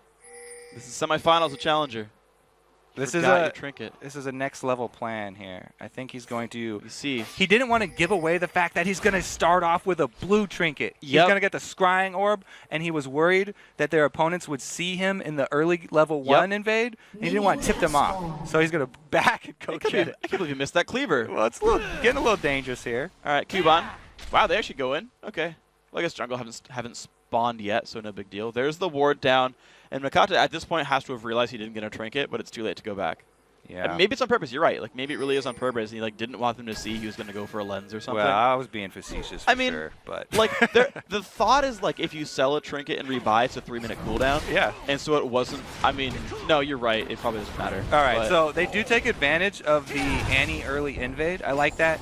Anytime you have something like an Annie support or a Zyra, even though we don't see Zyra supports very much anymore. I really like going for those early invades, even though they've fallen out of popularity. Look what they've gotten with it. They had Vi has to start blue by herself. Yeah. It's going to take a lot more damage than usual. Wow, Lee Sin actually got help on his first buff, and he'll be a lot more healthy. I just realized that Vi's passive doesn't trigger on her W proccing.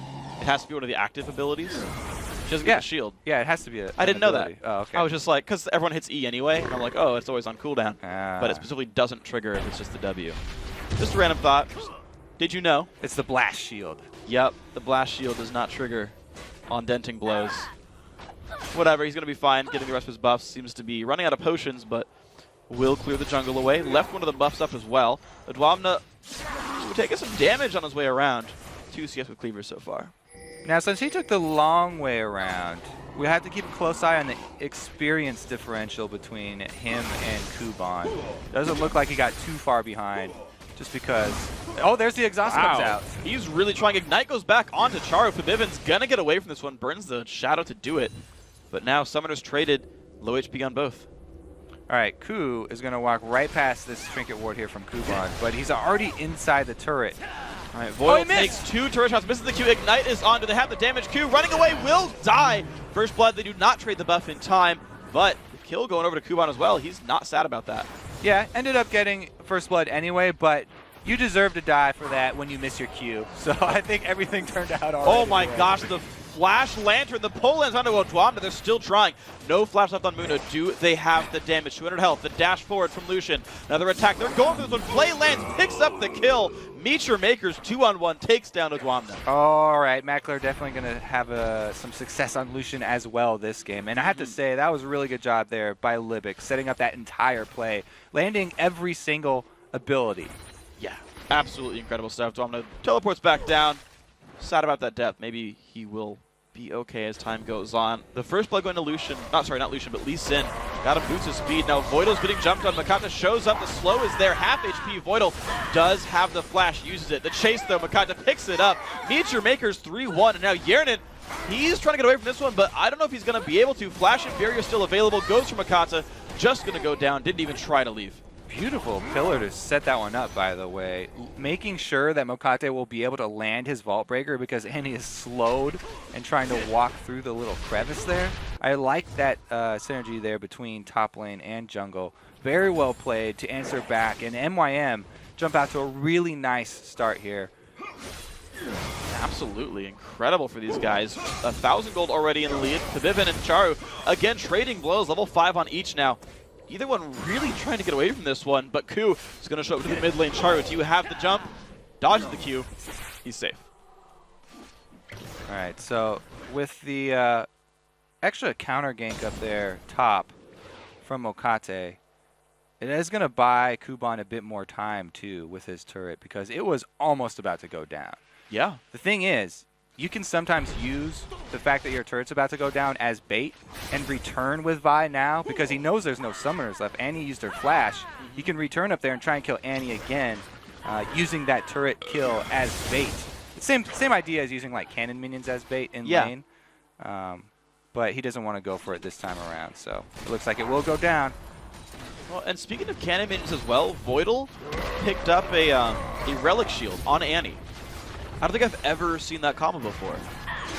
Like since the initial patch where they made it melee only, the execute. Yeah, so the guy in Rocket was talking about how he takes it on Thresh. Yeah. The Targon's there. And it doesn't, it doesn't have the execute, so it doesn't help you shove the lane. But if you're not going to be using a Dorian shield in combat early because it's Cloud9 Eclipse calling for the lane swap here, might as well go for a gold generation item. And, face of the mountain at the end, providing that shield is huge. Yeah, Voidal's a player I've seen get face of the mountain a lot. And thinking about it, it was also on screen. You can just last hit with your Q, and so you get it's basically free on mana. You can charge your stun, and wow, what a hook on a Q.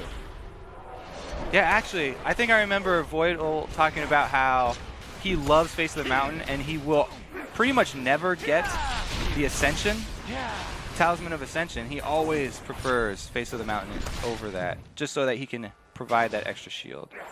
Well, let's see what pans out. Yernin might just need it to stay alive in these fights. We'll see what happens.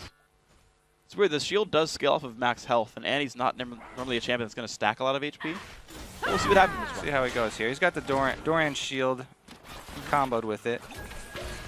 All right, Zap lands on a Makata. Charu's around as well. Looks like this little two-man invade's not going to do too much for C9E. Ku is coming around, though. This team's still trying to posture for this buff. Yeah, it looks like they're going to go to a smite ward here. I'd give the advantage over to Lee Sin because he's got an Annie zoning for him. Yeah, puts the stun down. Execute goes in. Good blue buff steal there by Ku. And I feel like it's going to be really hard for MYM to answer and take the other blue buff away. Yeah, the jungler's in the wrong spot. Because their jungler's trying to contest, he has to go all the way over there. But he will have the advantage of the 2 versus 1 lane. So it'd be all up to Cloud9 Eclipse if they want to answer this. They would have to send more resources down there, like Zed or something, to roam from the mid lane. But it doesn't even look like MYM are making that call yet. Yeah, they're happy to stay on their side. There we go. Makata running around, level 5. Ku is 6 there on Lee Sin. Bottom lane turret did go down. They sent Libic back to recall, so Meteor Maker's really not putting people around there. Yeah, I mean, they had Charu recalled and he was in the fountain. Zed returning to lane first means it's a bit dangerous for Makate to go over there. And with him just now using his smite, I would definitely not expect the invade. All right, so 3-for-1 buffs on the second rotation here. Cloud9 Eclipse keeping their dual lane down on this side of the map, putting a little bit of damage onto this turret. Not too much, though. Kuban, level 6, 34 minions, actually tied with the opponents there. Voidal taking some damage from the white as well. Half HP. Libbit goes to show up, lands a Q onto a minion. Better than nothing. Voidal getting knocked around. Flamethrower's not going to help with this one. Level 5, he goes down. Kuban, 3-1-1. Oh, he gets the white, though. Good zap there, Yernan. That white was attacking the entire time. Pretty big DPS from that white in the team fight, but Trundle comes out on top once again, and they kill Voidal. Yeah. Even with the tankiness that he's gone, you know, going with the Duran Shield and the Relic as well, not helping him out. And he's now added a Targon's Brace as well, so tier 2 version of that item. We'll see if it matters. Sightstone, though, already done for Libic. So right now, Cloud9 adding more gold to their roster, but the actual wards are going to be free here for Meteor Makers. I'm going to see how that pans out for these guys. Libic using that Sightstone, putting a ward down here. Still has the warding totem. I feel like you should always sell it for the red trinket whenever you get a Sightstone, because you're probably not going to use them ever. Just because you're limited in the wards that you can place anyway. Anyway. I do like upgrading your trinket ward to the pink ward pretty early, but you know, changing out sweepers around this time is a really good time to do it, because then it'll be off cooldown by the time you hit level 9. Yeah. And man, does it really shoot, the value really shoot through the roof once you past that level 9. Yeah. So did you know, as long as you don't need the item slots, it takes 15 minutes for a pink ward dropper to pay itself off. Because you could just buy 5 pink wards. I like it. And you lose the totem in the first place. So actually I feel like, but you're right, this early, 15 minutes, game's easily going to go that long. All right, Meteor Makers. In an early lead, I gotta say, this is Cloud9 Eclipse is known as an early game lead team. Vivin, dodges the barrel, gets exhausted though, getting chased down. Do they have the damage? Culling comes across, nice juke by Fabivin, but it's not gonna be enough. Charu will live this one as well. Fabivin did everything he could. He dodged the first barrel with the shadow, and then the second ultimate barrel with his ultimate, the death mark, but still gets taken down. Nice culling right there, actually coming and getting a kill. A lot of good plays here. Makata already has Lizard Elder done. Going to be the same here for Ku when he gets that item completed. And the mid lane being pressured now. Meteor Makers looking to make it 2 turrets to 1. Mid lane going to go down successfully. These guys are doing an excellent job early game. And what I was saying before is C9E is normally it's a bunch of solo queue all-stars who win their lanes really hard and have a harder time late game, but Meteor Makers beating them at their own game. Yeah, this strong of an early game start is amazing for Meteor Makers. They do have a very, very strong set of champions for catching people out, too. As we saw before, you know, Charu can make you have positional mistakes, and then they can capitalize on it really easily because of the long range of Lucian culling and Vi's ability to lock down anyone that gets knocked aside. Yeah. See what pans out with these guys. Honestly, 3,000 gold put Meteor Makers in the lead. A large percentage of that is from Kuban. He's gotten help from a couple of different sources. One time it was Libic, one time it was Makata. But just 4 of his team's 6 kills. Libic still trying to steal things away. Yeah, it's going to be Kuz. All right, he picked that one up at least. But, man, it's rough now. C9E, they're on the back foot here. They've got split pushing power. They've got a Zed in there. They've got Mundo with teleport as well. Like, I feel like they can stretch this game out for a while. But Meteor Makers, they've got 28 games of LCS experience. They've got to know how to play with this kind of a lead. Yeah. So to stall it out, which the biggest thing you need is wave clear. Yeah. Like split pushing, it would be strong if Mundo can be slippery enough to get away with it when they collapse on him. But Zed's wave clear, now that the shadow cooldown is a lot longer, isn't up to par with like Gragas and Ziggs and stuff. So I think they might actually have a hard time stalling it out, you know, under turrets, because Jinx is also a little bit behind in CS, behind Lucian, and she's not to that point where her rockets can like obliterate a wave. So they'll probably be struggling, I think. Yeah, so no BT Shiv, certainly not. Bloodthirster's probably done by now. We're past 15. We're like at like 13 minutes in or so. Bloodthirster around 13 is like average. That's like, okay, you CS and didn't get any kills. And in a 2-on-1 lane, I feel like she's doing okay there. So like Bloodthirster, definitely not Shiv. Another like 5-10 minutes till that one comes out. And like and with Kuban being 3-1-1 on Trundle, he's gonna beat up Mundo in a fight. Exactly. If they meet each other in the split push, which they probably will because they're the two with teleport, like they have the 2 tanks with teleport, and they're building the same way too. They both have Giant's belts and armor. Trundle is definitely going to have the advantage at this point, you know, taking away the percentage of his HP. Nobody has Ignite though, so it's hard for Trundle to actually finish him off. But he can regen for bully. days. You don't have to finish off Mundo. You just have to bully him out and establish yourself as the split pusher that's drawing more resources. And that's going to free up the rest of the team to make their plays. Yeah, we're going to get ourselves back into the game real quick. Just a quick pause, but we're okay with this one. And, you know, you kind of talked about Tronal as well. The build I really liked. I mean, this is a Darien special, but Tiamat Trundle, because it gives him a bunch of wave clear and lets him like get around the map a lot more quickly. Also, he regenerates a ridiculous amount of life if you upgrade it to Hydra, because he can throw down his W and you get the increased healing. Yeah. It turns it, like, it's a very deceptive way of tanking by tanking with lifesteal, but it gives you a lot more effective HP. Yeah. Yeah, actually, you're right. I really do like the idea of that one. And a random did you know with Ravenous Hydra is the passive on it that says damage dealt by the splash works with lifesteal. It's actually 50% lifesteal efficiency. Yeah. If you had like 12% lifesteal from the item, all the AoE damage returns 6% life back. FYI, basic lifesteal is the same. Everything else you hit is half effectiveness. So just information for you guys. Run number crunch the item.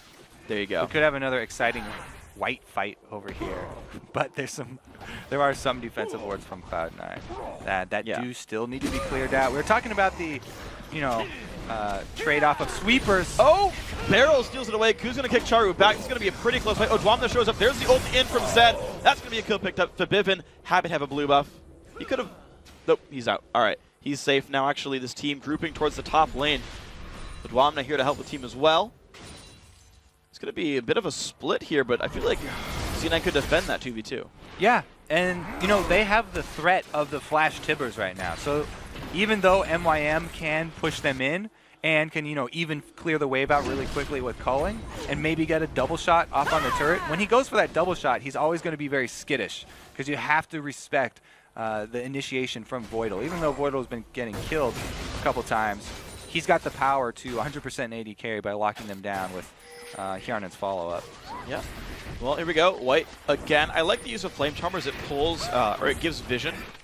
And he last hit again with Zap, trying to make sure Voidal doesn't steal that one away. It's a good choice.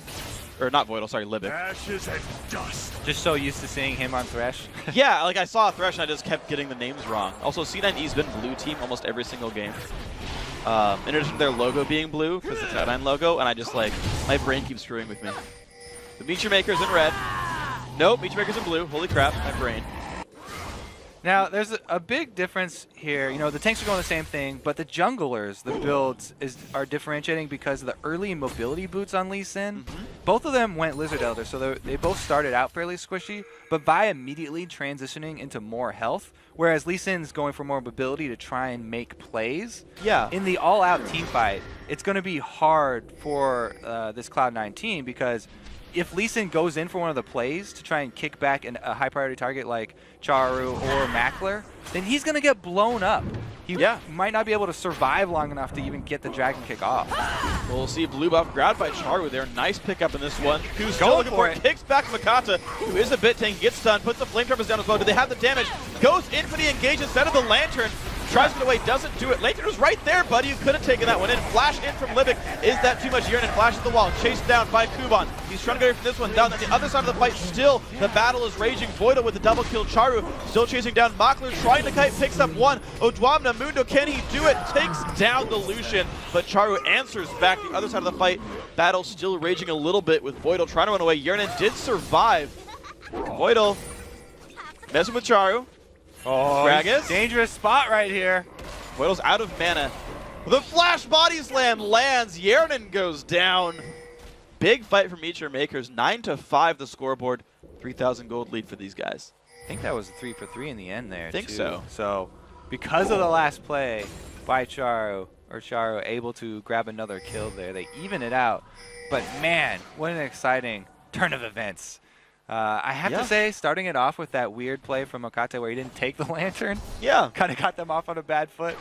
You're right, he decided to ult to go back in and then flashed out and walked right past the Lantern. Yeah, second he time. queued over towards the Tri-Brush. A second time, so maybe they do need that improvement where your screen starts flashing green or something. Or there's a Lantern. Giant big arrow. Please click.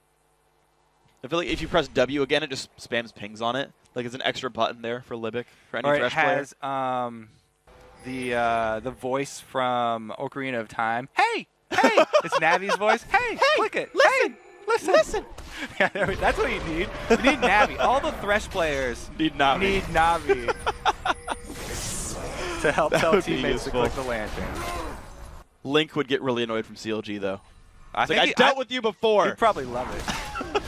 I don't know. I feel like that's a like begrudging relationship with those two. Ooh, I like this fight though. You know, Lee Sin waiting in the bushes means that Dwayne right now is just trying to bait Kuban in, but Kuban wants none of it. So they actually trade blows fairly equally. I feel like Kuban hasn't bought anything in a while because he has 2 kills and an assist on his opponent, but basically the same items.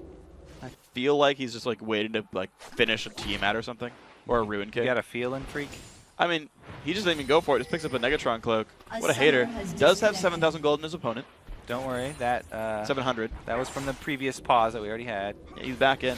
I do actually want to point out while we had the screen up where the gold kind of went, because you had Mockler pick up multiple kills in that last fight, and you can see he's 1,000 gold over Yearnin, the 280 carries, whereas Voidal got a double kill in that battle.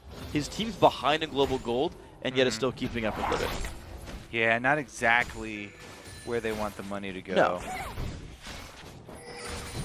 They would definitely love Jinx to get to the point where she's got the Bloodthirster plus Static Shiv, because, like we said, they need help with the wave clear with these champions. Zed can do his part for one wave, but if they just wait for multiple ones, then it's going to be hard. And I got to point out as well that Libic just still has not gone for a GP10. He's actually still out-golding Voidal because of global gold and teamfight presence, but just got a Sightstone and said, screw it. Yeah, I like how you point out the value of Sightstone, though, as it's a sort of a gold item, because you're going to be buying so many wards anyway. It's one, if you count it that way, on cooldown, the wards placed, it's the more effective gold. Yeah, it's gold 75 item. gold a minute, I believe.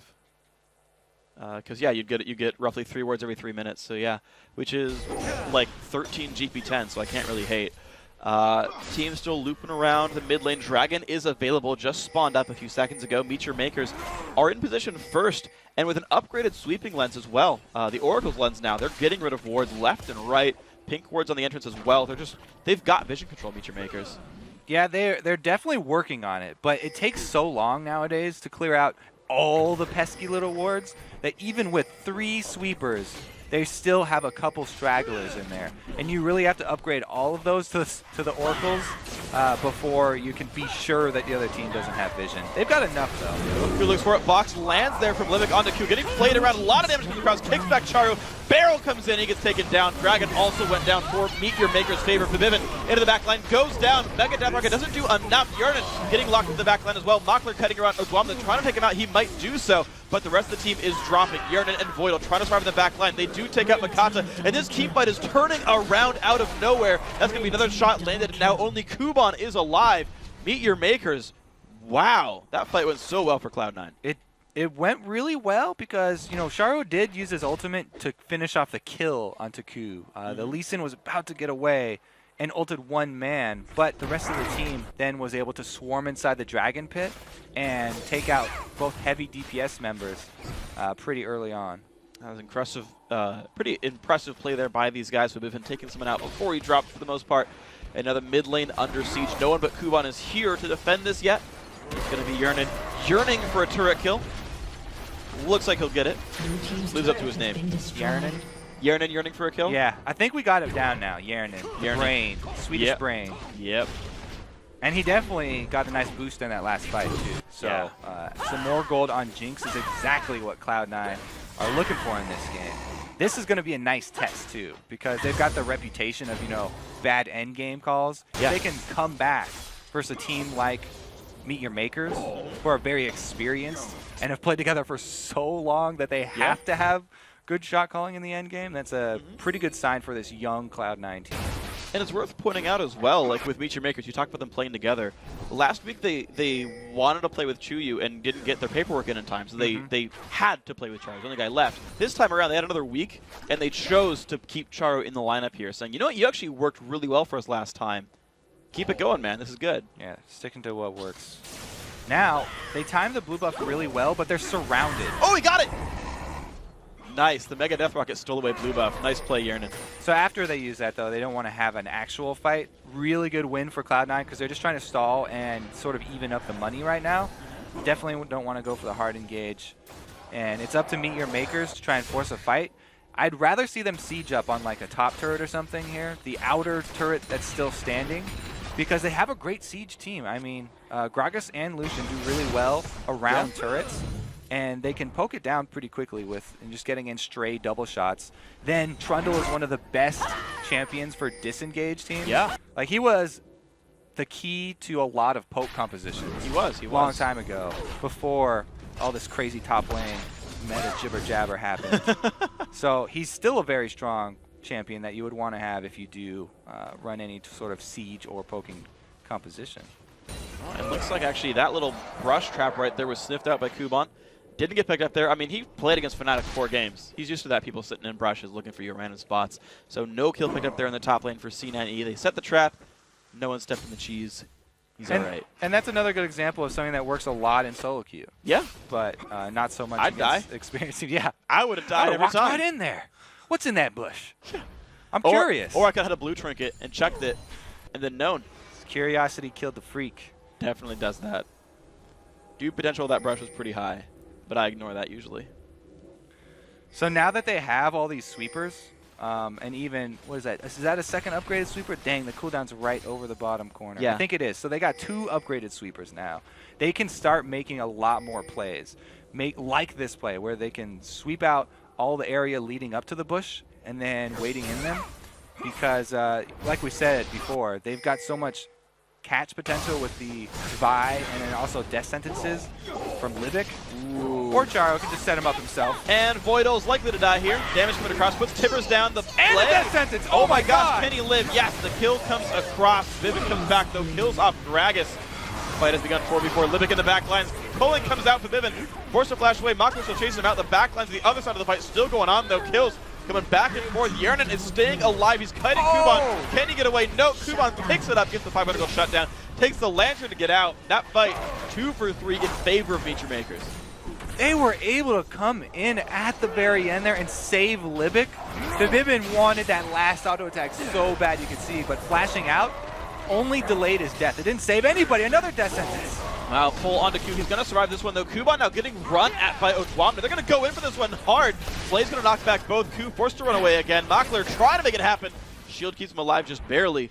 These guys are really trying to fight.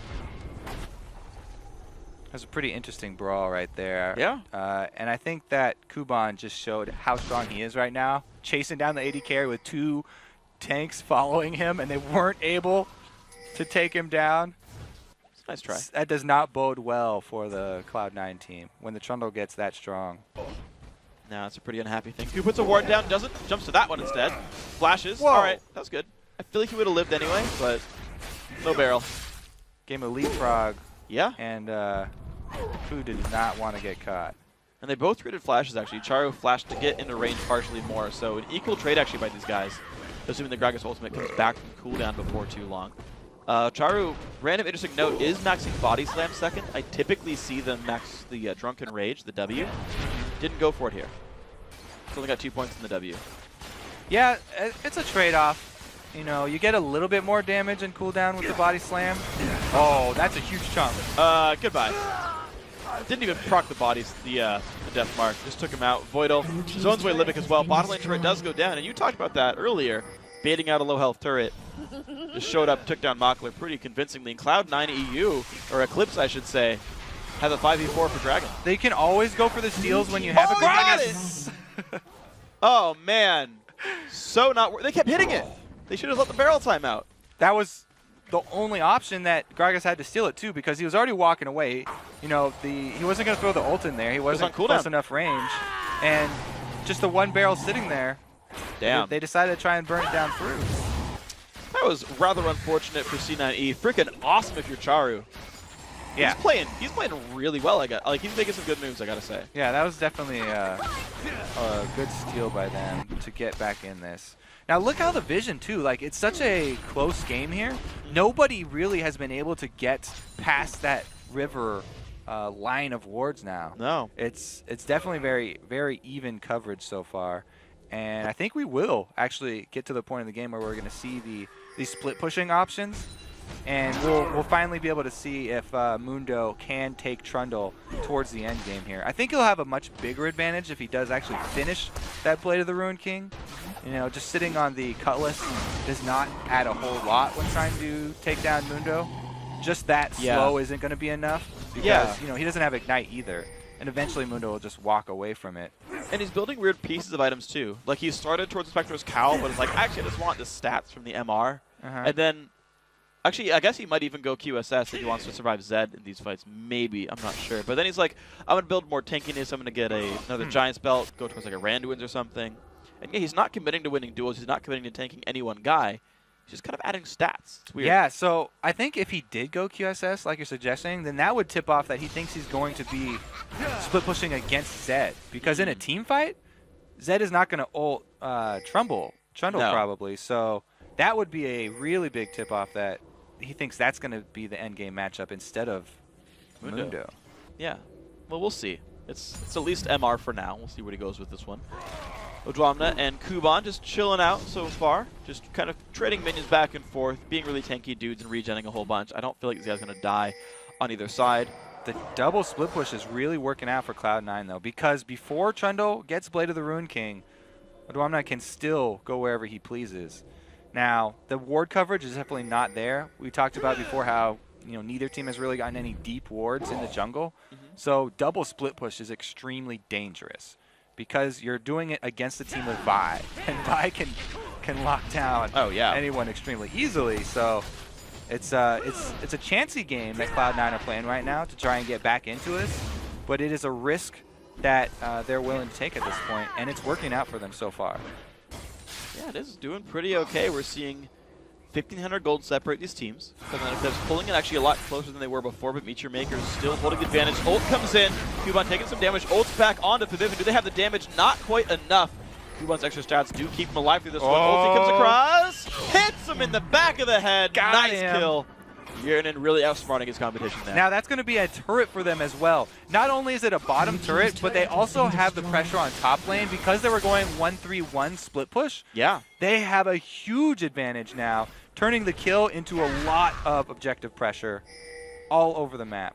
Pretty awesome play right here. The mid lane now getting siege as well. Charu likely to sweep away the minions, but there's one more wave until Kuban respawns. And in fact, Wanda not even getting faced right now in the top lane. He might get that one for free. Yeah, and in fact, it looks like C9E just going to back up everyone else and let Odwamna just get that top lane pressure in. Yeah, I'm really wondering who Kuban's going to choose to go fight in the split push, because if he upgrades his Negatron to the QSS, then he's going for Zed. If he upgrades the Cutlass into the Blade of the Ruined King, then he's going to go for Mundo, and we just saw him get obliterated by Zed. So I definitely go the Mundo route. Yeah. And just try and avoid the Zed split push there. And we'll see what happens to these guys. Yernan, level 16 now, 3 completed items. Similar here from Mockler, 15, 3 items for himself as well. It's getting out the Static Shiv for a Trinity Force. And it's going to be Infinity Edge now started for Yernan. Picks up the pickaxe. Got a long way to go until the item completes though, about 3,000 gold. And I don't know if Mockler's got his way forward either. Makata sweeping away wards, and I gotta say both these teams now 3 sweeping lenses, or Oracle's lenses. 2 sight stones overall for Cloud9 Eclipse, only 1 for Meteor Maker. So there's actually a bit more ward game here for the red team. I love that side benefit of the jungle Lee Sin.